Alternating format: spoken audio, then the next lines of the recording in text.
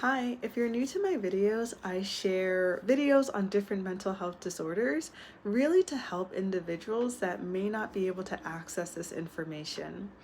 On this particular video, I do like to put a trigger warning because we are going to be talking about some difficult information and I don't want to harm any individual listening to this.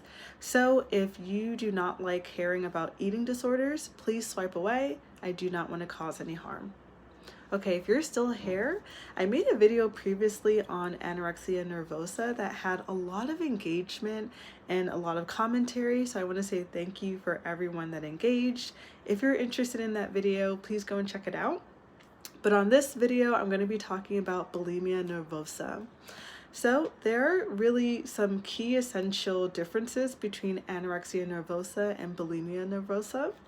With bulimia nervosa, an individual is engaging in some of the things I'm going to describe at least once a week for over 3 months. So that's the basic requirement, right?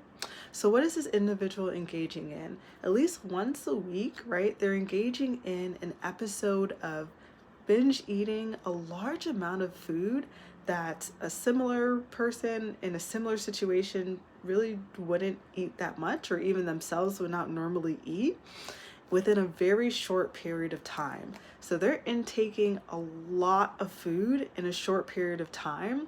And that key essential feature that goes with this is that there's a feeling of a loss of control over their body. So they feel that there's a loss of control over how much they're eating over the short period of time.